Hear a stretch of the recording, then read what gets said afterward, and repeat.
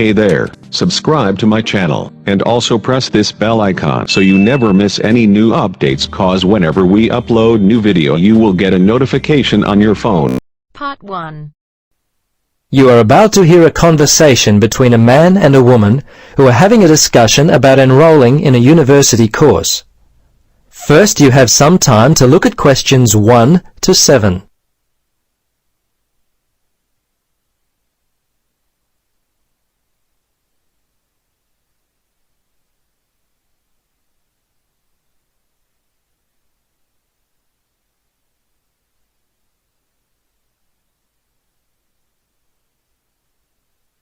Now, listen carefully and answer questions 1 to 7.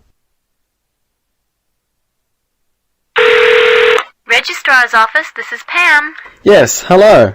I'm calling about enrolling to study at the university. This is the right number? Yes, this is Mitchford University admissions. What would you like to know? Well, basically I need to know what I have to do to be enrolled as a student. You see, I'm currently studying education at another school. I've just finished my first year, but I'm not really enjoying it. I think I'm more interested in accounting. My dad teaches maths, so I thought it might be a good choice.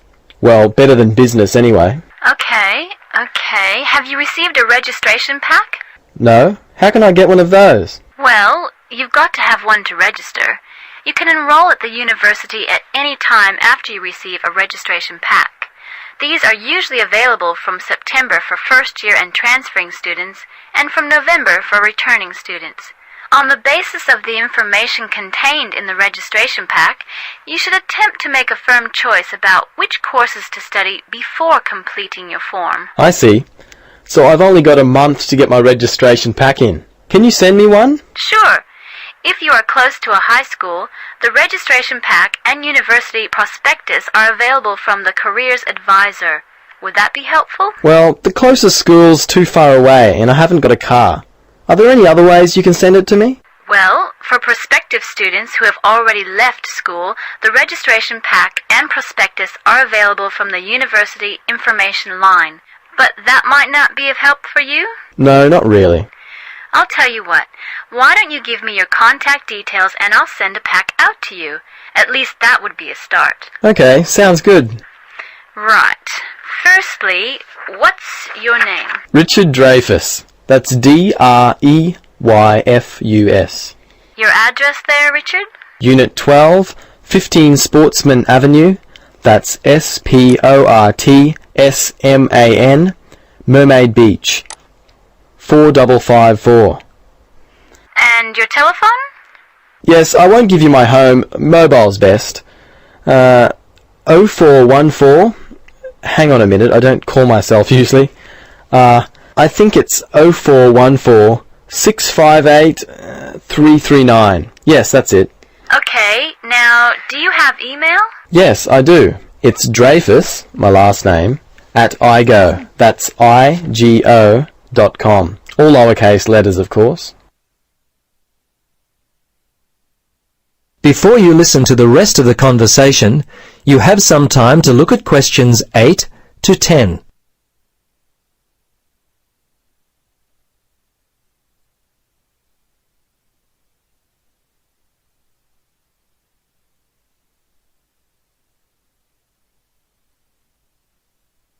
Now listen carefully and answer questions 8 to 10. Okay, that looks fine. Now, do you have any questions for me? Yes, I've got a friend who is interested in studying at the university. I'm not sure what would be the best way for him to register. Can you give me some suggestions? Sure, there are 3 ways to register. Option 1 is telephone registration. Before you telephone, fill out the registration form included in your pack. This will ensure you have all the information that you require. The number is in your registration packet. Don't forget to hold on to a copy of your registration form for future reference. Yep, okay. Option 2 is registration by post. All you have to do there is complete the relevant sections of the registration form and post the completed form together with all documentation required in the envelope provided. All right. The third way is to simply come in. Visit the Student Information Center in the Information Services building, and your friend will receive personal assistance on how to complete his forms. Thanks very much. You've been most helpful. You're welcome. Good luck with your future studies. That is the end of part 1. You now have half a minute to check your answers.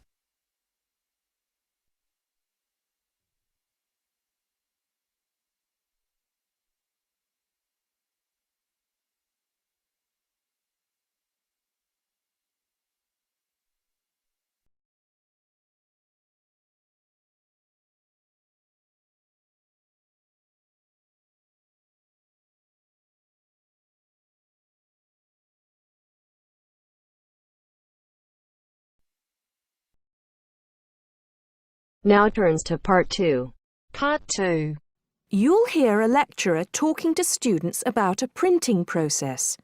First, you have some time to look at questions 11 to 15.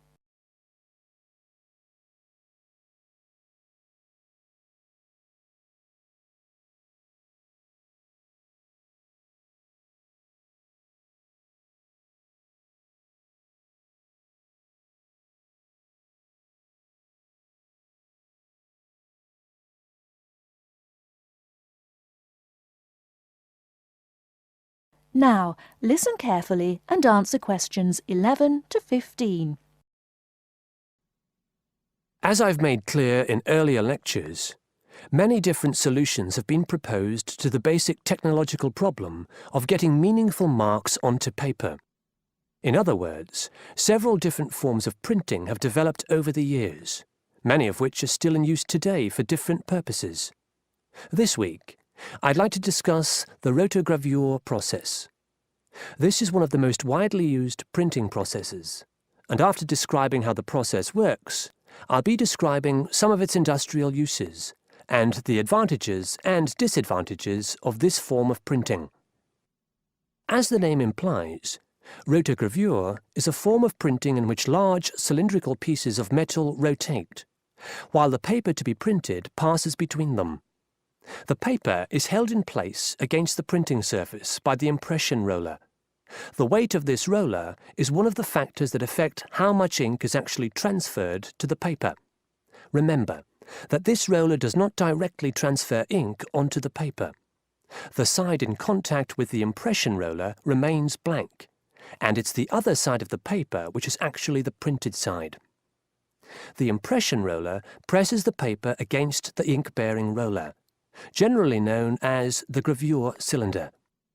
This roller is etched or engraved using either a laser or a diamond-tipped etching machine. This creates a large number of tiny holes in the surface of the roller which hold the ink. The depth and size of these holes determines how much ink is picked up from the ink fountain, which the whole printing assembly rests in. How much ink is picked up, in turn, determines the density of the image produced.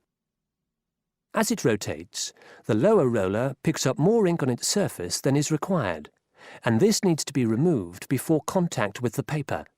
A flat edge, called the doctor blade, scrapes against the surface and removes all ink which is not in one of the holes on the surface of the lower roller. This should lead to a clean image. Before you hear the rest of the talk, you have some time to look at questions 16 to 20.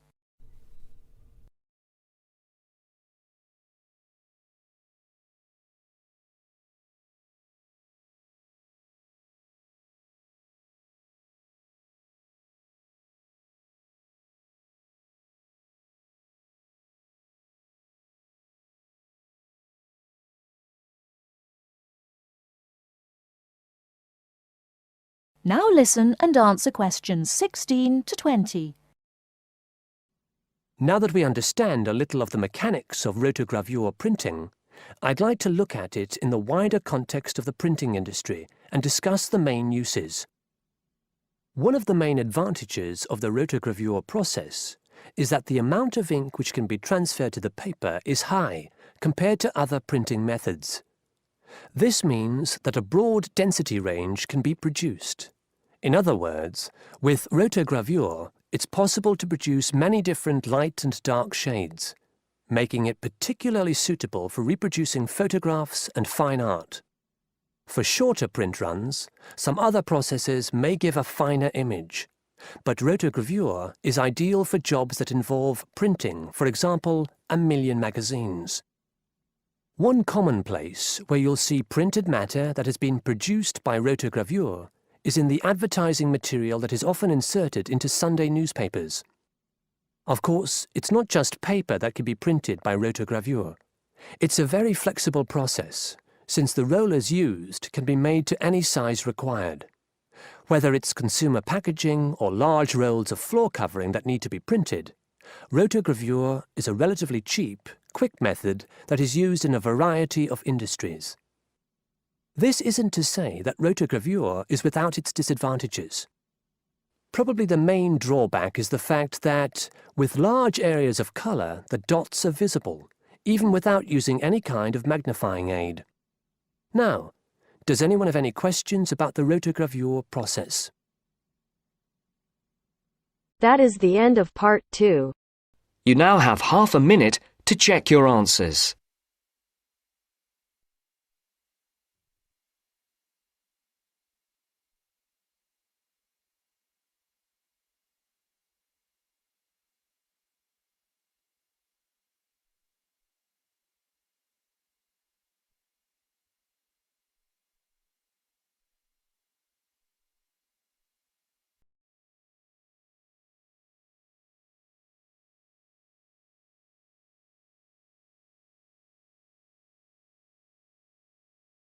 Now turns to part 3.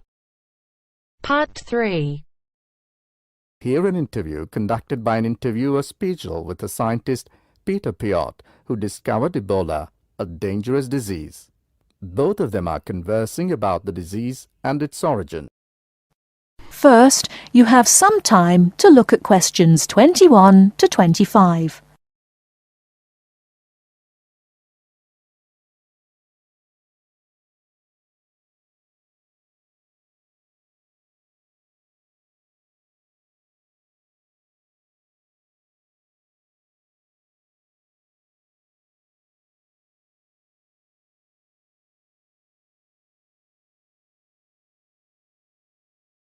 Now listen carefully and answer questions 21 to 25. Professor Piot, as a young scientist in Antwerp, you were part of the team that discovered the Ebola virus in 1976. Can you tell how did it happen? I still remember. Someday in September, a pilot from Sabina Airlines brought us a shiny blue thermos and a letter from a doctor in Kinshasa, in what was then Zara in the thermos. He wrote there was a blood sample from a Belgian nun who had recently fallen ill from a mysterious sickness in Yambuku, a remote village in the northern part of the country. He asked us to test the sample for yellow fever. These days, Ebola may only be researched in high-security laboratories. How did you protect yourself back then? We had no idea how dangerous the virus that we were dealing with was. And there were no high-security labs in Belgium back then. We just wore our white lab coats and protective gloves. When we opened the thermos, the ice inside had largely melted and one of the valves had broken. Blood and glass shards were floating in ice water. We fished the other, intact test tube out of the slop and began examining the blood for pathogens using the methods that were standard at the time. But the yellow fever virus apparently had nothing to do with the nun's illness. No, and the test for Lassa fever and typhoid fever were also negative. What then could be? Our hopes were dependent on being able to isolate the virus from the sample. To do so, we injected it into mice and other lab animals. At first, nothing happened for several days. We thought that perhaps the pathogen had been damaged from insufficient refrigeration in the thermos. But then, one animal after the next began to die. We began to realize that the sample contained something quite deadly. But you continued. Other samples from the nun who had just died arrived from Kinshasa. When we were just about able to begin examining the virus, under the electron microscope, the World Health Organization entrusted us to send all of our samples to a high-security lab in England. But my boss at the time wanted to bring our work to a conclusion no matter what. He grabbed a vial containing virus material to examine it, but his hand was shaking and he dropped it on a colleague's foot. The vial shattered. My only thought was, oh shit! We immediately disinfected everything, and luckily our colleague was wearing thick leather shoes. Nothing happened to any of us. Before you hear the rest of the talk, you have some time to look at questions 26 to 30.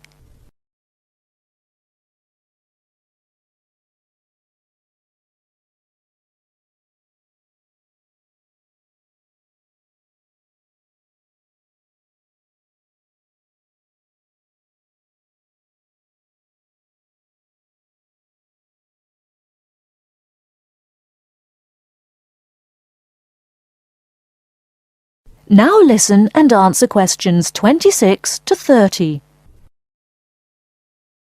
Were finally able to create an image of the virus using the electron microscope.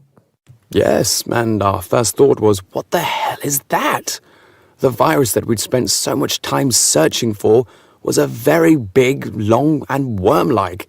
It had no similarities with yellow fever. Rather, it looked like the extremely dangerous Marburg virus, which, like Ebola, causes a hemorrhagic fever. In the 1960s, the virus killed several laboratory workers in Marburg, Germany. Were you afraid at that point? I knew almost nothing about the Marburg virus at the time. When I tell my students about it today, they think I must be from the Stone Age. But I actually had to go to the library and look it up in the Atlas of Virology. It was the American Center for Disease Control which determined a short time later that it wasn't the Marburg virus, but a related unknown virus. Hundreds of people had already succumbed to the virus in Yambuku and the area around it. You were also the one who gave the virus its name. Why Ebola? On that day, our team sat together till late into the night. We had a couple of drinks discussing the question. We definitely didn't want to name the new pathogen Yambuku virus, because that would have stigmatized the place forever. There was a map hanging on the wall, and our American team leader suggested looking at the nearest river and giving the virus its name. It was the Ebola River. So by around 3 or 4 in the morning, we had found a name. But the map was small and inaccurate. We only learned later that the nearest river was actually a different one. But Ebola is a nice name, isn't it?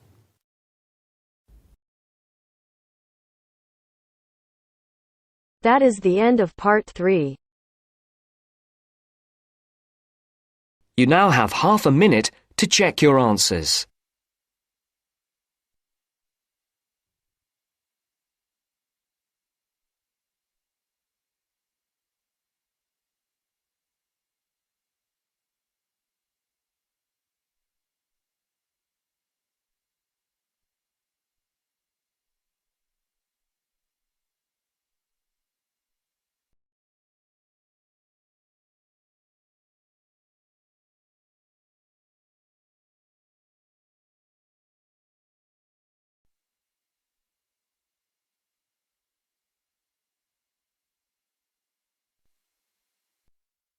Now turns to part 4. Part 4. I'd like to talk about the changes to our leisure time, and I'll start by talking about lifestyle changes over recent years for women. First, you have some time to look at questions 31 to 40.